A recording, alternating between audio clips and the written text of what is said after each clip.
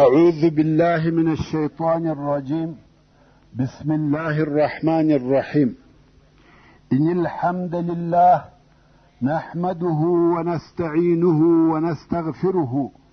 ونعوذ بالله من شرور أنفسنا وسيئات أعمالنا. من يهده الله فلا مضل له ومن يضلل فلا هادي له،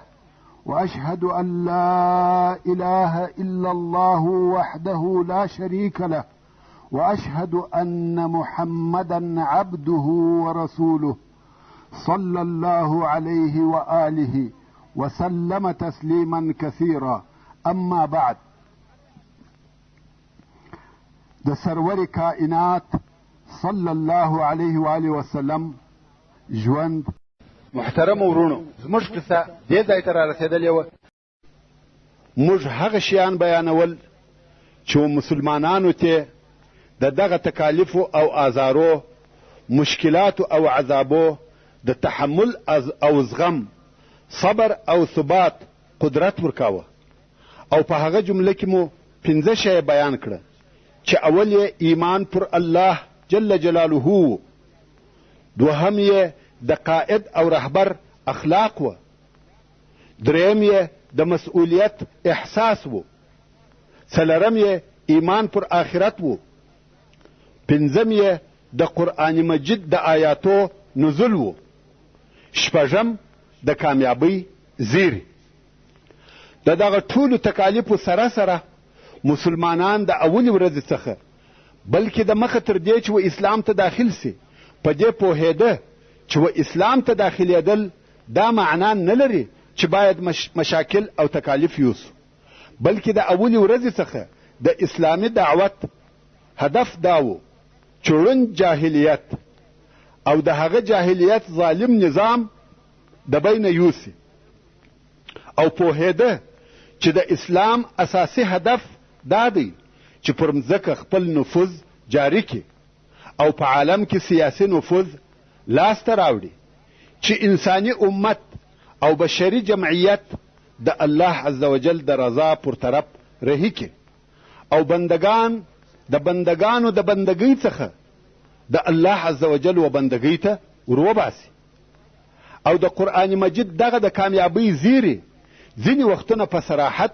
او ځینې وختونه په کنایه سره مسلمانانو ته نازلېده. دغه د سختیو په ژوند او آزارو په وختو کې چې مځکه پر مسلمانانو تنګه سوې وه او قریبه وه چې د دوی د ژوند ورځې پای او آخر ته ورسوي، هغه آیاتونه نازلېده چې د پخوانیو انبیاو او د دوی د قومو حالات پکښې بیانېده. داسې واقعات پکښې ذکر کېده چې د مکې مکرمې د مسلمانانو او د کفارو د حال سره مطلق مطابق او یو شی وه. او بیا به په دغه آیاتو کې د کفارو او ظالمانو د هلاک حالات بیانېده، او دا چې مځکه به بیرته د الله عزوجل و صالحه بندگانو ته په میراث ورپاته سوه. نو په دغه قصو کې و دې ته واضحه اشارې وې چې د مکې مکرمې کفار په راتلونکي وخت کې ناکامه کیږي، مسلمانان او اسلامي دعوت کامیابه کیږي. بیا هم په دغه وختو کې داسې صریح آیاتونه نازل سوه چې مسلمانانو ته د بری او غلبې زیری ورکول، لکه څرنګه چې الله عزوجل د سورة الصافات په 101 نمبر د 101 نمبر آیات څخه تر 107 نمبر آیات پورې فرمایي: ولقد سبقت کلمتنا لعبادنا المرسلین، یعنی پخواله زموږ د بندگانو رسولانو دپاره زموږ حکم صادر سوی دی. انهم لهم المنصورون، چې بېشکه د دوی سره کومک او مدد سوی دی. و ان جندنا لهم الغالبون، او بېشکه زموږ لښکرې کامیابه او پر کفارو بریالي دي. فتول عنهم حتی حین، تر یو وخته پورې ته د دوی څخه مخ وګرځوه، یعنی څو ورځې لا دوی ته څه مه وایه. وابصرهم فسوف یبصرون، څه موده ته دوی ته وګوره، ژر ده چې دوی به خپل عاقبت وویني. افبعذابنا یستعجلون، آیا دوی زموږ د عذاب د راتلو تلوار کوي؟ فاذا نزل بساحتهم فساء صباح المنذرین، پس کله چې د دوی پر غول او میدان عذاب نازل سي، بد به وي سهار یا ورځ د دغه بیرول سو خلقو. او بیا رب عز وجل د سورة القمر په 45 نمبر آیات کې فرمایي سيهزم الجمع ويولون الدبر، یعنی ژر ده چې دغه کفار د دغه کفارو جمع او ډله به ماته سي او دوی به په جنګ کې خپلې شاوې مسلمانانو ته ور وګرځوي، یعنی ځغلي به او تښتي به. همدارنګه رب عز وجل د هغه مهاجرو په باره کې چې حبشې ته یې هجرت کړی و فرمایي والذین هاجروا فی الله من بعد ما ظلموا لنبوئنهم فی الدنیا حسنه ولأجر الآخرة اکبر لو كانوا یعلمون، یعنی هغه کسان چې د الله جل جلاله په لار کې یې وروسته تر هغه چې ظلم پر وسو هجرت کړی دی، نو خامخا به موږ په دنیا کې و دوی ته ښه ځای ورکو او خامخا به اجر او ثواب د آخرت ډېر لوی دی. که دغه مهاجرین په خپل هغه لوی اجر پوهېدلی ورونو، د الله عز وجل د طرفه و مسلمانانو ته دا قسم زیری او بشارتونه خورا ډیر دي. په رانقلولو یې د مضمون د اوږدوالي څخه بیریږم. همدارنګه رسول الله صلی الله علیه و آله وسلم دغسې زیری یو وخت او بل وخت و مسلمانانو ته ورکول. کم وخت چې به د حج موسم راغلی، رسول الله صلی الله علیه و آله وسلم به د رسالت د تبلیغ او دعوت دپاره د خلقو په مابین کې ودرېدی، خو یوازې په جنت سره زیری نور کاوه، بلکې په پوره صراحت سره به یې ورته ویل ای خلقو لا اله الا الله ووایاست چې د الهي عذاب څخه خلاص سي، او په دغه کلمه سره به د عربو پاچاهان سي او عجم به مو اطاعت کوي، او که مړه سواست په جنت کې به پاچاهان یاست. دغه رنګه رسول الله صلی الله علیه و آله وسلم و هغه اخرنۍ ډلې ته چې ابو طالب ته راغله په صراحت سره وویل زه د دوی څخه یوه جمله غواړم، دوی د هغه قبوله کې عرب به ورته تابع سي او د عجمو به پاچاهان وګرځي. د رسول الله صلی الله علیه و آله وسلم دغه زیری او بشارات په پټه او پرده کې نه وه، بلکې لڅ او په ښکاره سره ویل کېده، لکه څرنګه چې مسلمانان په خبر وه دغه رنګه و کفارو ته هم ورمعلوم وه، تر داسې اندازې چې اسود بن مطلب به د نورو قریشو سره ناست و چې د رسول الله صلی الله علیه و آله وسلم اصحاب کرام به ولیده، د پسخند پر قسم به وویل هغه دې د مځکې پاچاهان راغله،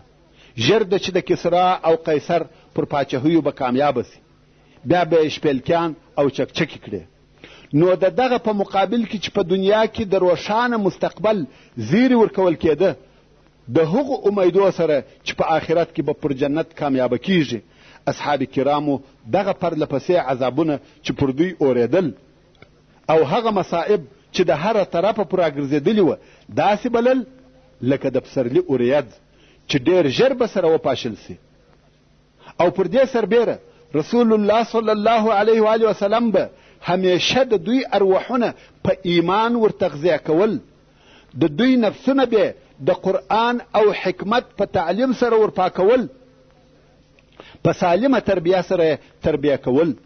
د دوی ارواحونه یې ولوړو منزلو او د زړو و پاکۍ ته رهنمایي کول،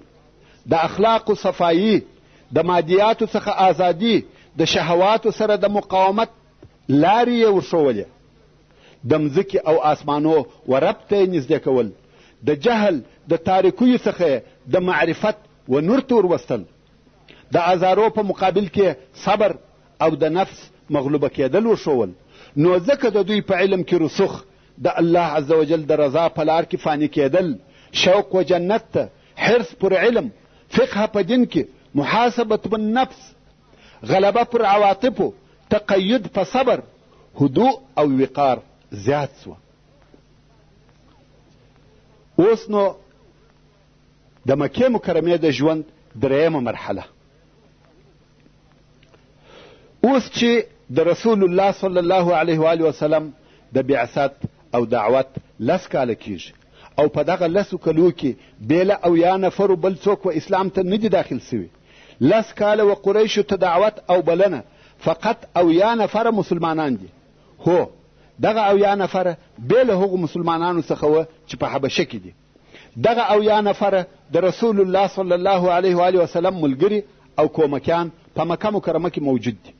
خو دغه 80 نفره د قریشو په مقابل کې بېوسه او کمزوري دي. رسول الله صلی الله علیه و آله وسلم فکر وکړي چې خپل دعوت تر مکې مکرمې د باندې وباسي، ځکه په مکه مکرمه کې په 10 کلو کې فقط دغه 80 نفرو او هغه نفر چې په حبشه کې اوسیږي ایمان راوړی دی. خاصتا د ابو طالب تر وفات وروسته پر رسول الله صلی الله علیه و آله وسلم د قریشو د طرفه آزارونه او عذابونه هم ډیر شدید او سخت سوه. تاسې خو هغه ټول آزارونه او عذابونه واورېده چې پر رسول الله صلی الله علیه و آله وسلم تېرېده، مګر پر دغه سربیره رسول الله صلی الله علیه و آله وسلم فرمایي نه دی را رسولی قریشو آزار او تکلیف په مثل د هغه آزار چې پس له وفاته د ابو طالب یې را رسولی دی. فکر وکړئ، هغه د مخني ټول آزارونه او تکالیف د دغه آزار په مقابل کې چې پس له وفاته د ابو طالب و رسول الله صلی الله علیه و آله وسلم ته رسیږي هیڅ وه. پس له وفاته د ابو طالب آزارو ولې او څنګه فرق وکړي؟ هغه داسې کم وخت چې ابو طالب ژوندی و و رسول الله صلی الله علیه و آله وسلم ته یوازې د قریشو مشرانو او سردارانو آزار ورسولی سوی، لکه ابو جهل، مطعم ابن عدي، عاص ابن وائل، ابو لهب، عتبه او داسې نور. بېله مشرانو بل چا د رسول الله صلی الله علیه و آله وسلم پر آزارولو جرأت او دلاوري نسوی کولی، مګر د ابو طالب تر وفات وروسته د مکې مکرمې لوچګانو، بېعقلانو او بېباکانو د رسول الله صلی الله علیه و آله وسلم پر آزارولو جرأت او دلاوري پیدا کړه. کم وخت چې به رسول الله صلی الله علیه و آله وسلم پر لارې تېرېدی، هغه بې پدره او بې مادره چې هیڅ قدر او شرف به هم نه درلودی و رسول الله صلی الله علیه و آله وسلم ته به آزار ورکاوه، پر سر به خاورې ورپاشلې، پریږ او خاورو به ویشتی. دغه وخت نه د چا څخه بیره وه او نه د چا مراعت او احترام و، ځکه هغه څوک چې د رسول الله صلی الله علیه و آله وسلم ساتنه او د هغه څخه یې دفاع کول وفات سو، نو قسم قسم نوي آزارونه شروع سو.